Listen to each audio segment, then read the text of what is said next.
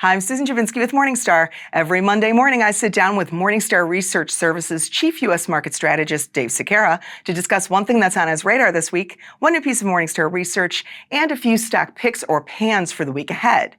But with travel season in full swing, Dave and I are doing something a little different in this week's show.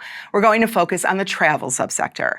And then Dave is going to be talking with two of Morningstar's analysts about 3 cheap travel stocks they like today. Dave, good to see you today. Good to see you, Susan.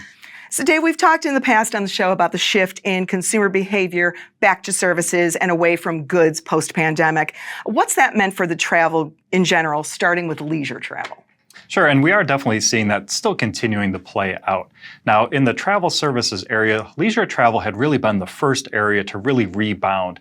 And in fact, at this point, we're actually seeing probably even more travelers now on the leisure side than what we even saw, pre-pandemic. So at this point, while that's still playing out, the other areas that are recuperating that we're also focused on is going to be the international travel and the business travel areas. So then let's talk a little bit specifically about business travel. Yeah, so with business travel, right now, we think it's probably around 80 to 85% of where it was pre-pandemic. Now, we do expect that over time will continue to keep recuperating and rebuilding and get back to pre-pandemic levels. However, that still may take a little bit more time. The two things that we see going on there here in the short term with a little bit of economic softness, companies are definitely trying to keep costs down here in the short term. So I think they're trying to keep some of that from coming back as soon as I think a lot of salespeople would like to get back on the road. But also we are definitely seeing a lot of economic softness overall pressuring that sector. Got it. And then how are things looking on the international travel front? So international travel, it really depends on which area specifically we're looking at. So between the U.S. and Europe, that's really much fully recovered according to our numbers. And in fact, that like leisure travel might even be a little bit higher now than it was pre-pandemic. So the area that we're really focused on there is going to be the travel between Asia and the rest of the world. So again, we still see a lot of restrictions in China from the pandemic are still being reduced at this point. So we are looking for a lot more international travel and even specifically group travel going forward. Got it. So let's talk a little bit about some of Morningstar's insights into 3 industries within that travel services subsector. Let's start with hotels. What do we think there? Okay, so the hotel sector, was probably one of the first ones to recuperate. And again, I think it was the leisure travel that really supported, the hotel area. So going forward, some of the picks that we have are really going to be focused on those hotel chains, that are going to benefit either from, specific, idiosyncratic characteristics that they have, or some of the other ones like Park hotels that we've talked about, in the past, which should benefit from the return of the international traveler and that group travel. Got it. So let's talk a little bit about travel technology. What's going on in that space? Well, there's 2 things in travel technology going on. So, in the short term, travel technology has done extremely well just because there's been such a high number of bookings, from the leisure travel, the recuperating that we've been seeing of the business travel, as well as the international travel. So that's got a good tailwind there. But even longer term, we still think that there's a good tailwind behind the sector. And just thinking through with, that sector, there is still this ongoing long-term secular trend of people moving and shifting, their behavior towards online and booking online for their future travel needs. Got it. And then lastly, Dave, what about cruise lines? Are they back to smooth sailing? Hey, well, we're getting there. So with the cruise lines, of course, no sector is hit as hard as the cruise lines, during the pandemic. And that's definitely been coming back. It's kind of funny. The people that like to cruise really like cruising. And I think we're seeing a lot of that coming back. So we've seen, the return of the traveler there. And some of the specifics that we've been looking at is one, they've been getting very good pricing on their future bookings.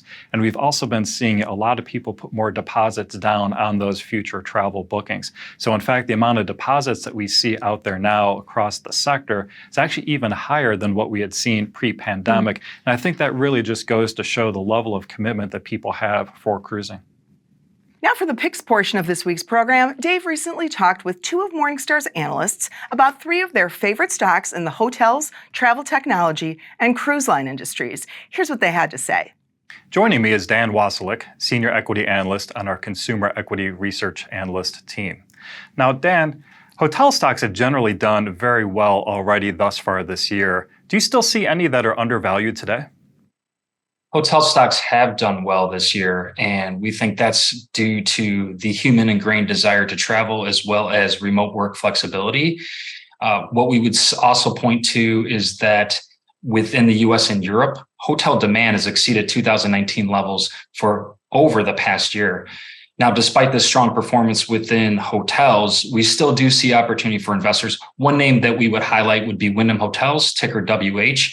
It's a narrow mode stock, medium uncertainty, that is trading in 4-star territory and at a 20% discount to our $89 fair value estimate. And on Wyndham, could you just briefly walk us through a synopsis of your investment thesis on that company and maybe highlight some of the underlying assumptions that you think are most important? Sure. Yeah. To begin with, so Wyndham's narrow mode is driven by a brand intangible asset advantage. A lot of our investors and viewers might be familiar with some of their brands, such as Days Inn and Ramada. Maybe what a lot of investors aren't aware of, though, is that Wyndham's portfolio, a lot of it is exposed to off the interstate.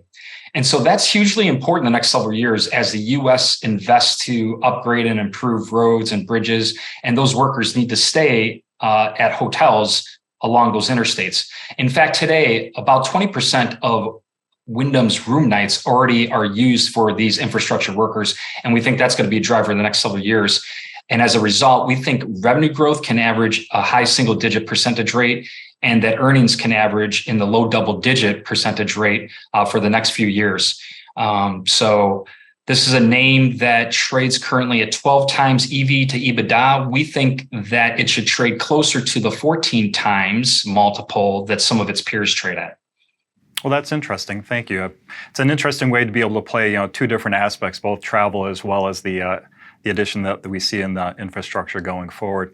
Now, I want to change gears here just a little bit and talk a little bit about the technology sector. So, of course, technology has been on a huge rally thus far this year. In fact, we think the sector overall is getting to be overvalued at this point. Now, I'm curious, from your perspective, within the technology sector itself, do you see any specific areas that serve the travel industry that are still undervalued today? Sure. So within travel and kind of the technology bent, you have the online travel agency platforms. So those would be Booking Holdings, Airbnb, and Expedia that have narrow moat, high uncertainty type ratings.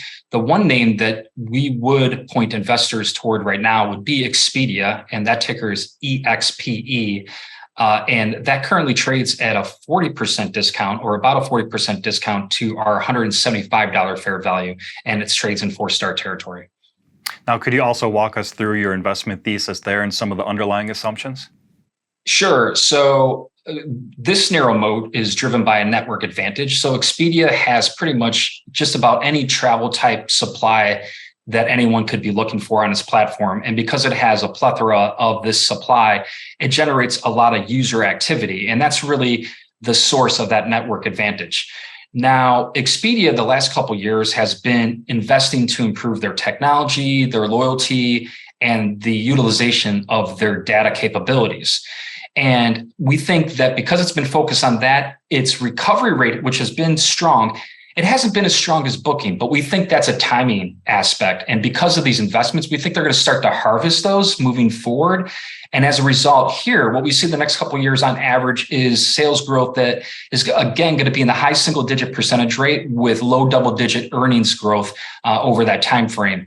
And what's really interesting here is that when you look at the valuation, one of the metrics that's used typically in the industry, it trades at 7 times EV to EBITDA, forward EV to EBITDA.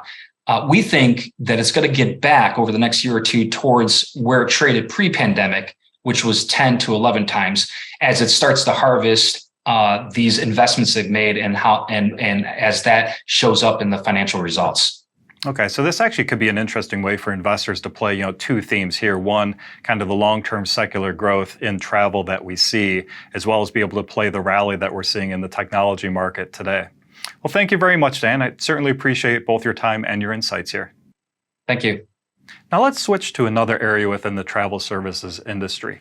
Joining me now is Jamie Katz, who is also a senior equity analyst on our consumer equity research team. Thank you for joining me, Jamie.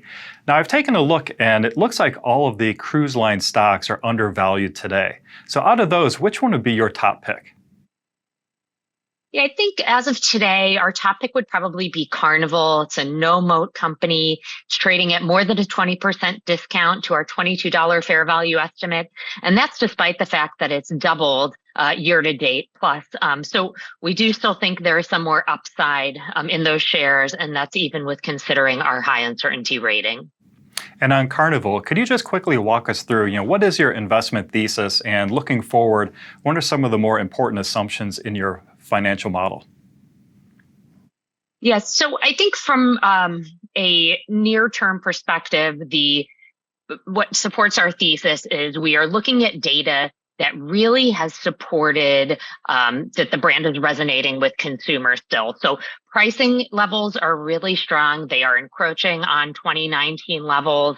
I think we're going to surpass 2019 levels on an as-reported basis next year. And that gives us some confidence that this business is on a trajectory to some sort of normalized earnings level.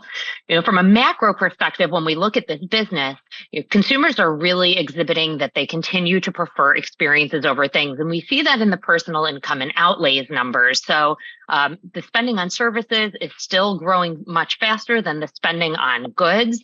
And then when we parse that out and peel back the layers on a more firm specific basis, we think Carnival is in this really unique position because it does have very measured capacity growth. So spending on new hardware will be rather limited over the next few years. They're working very hard to control costs. They've divested a number of underperforming assets. And I think that helps us have confidence that this company can really get back to mid-single digit top line growth. And then as they continue to pay down debt, that flows through to benefit net income. And that gives them the opportunity to have a mid-teens earnings per share growth rate for the business over the next decade or so. Great. So an interesting way of both playing, the larger secular theme of, people spending, shifting back into services and away from goods, as well as people returning, specifically to travel and the cruise lines, in particular. Well, thank you very much, Jamie. I really appreciate your time, and I certainly appreciate your insights today. Thanks.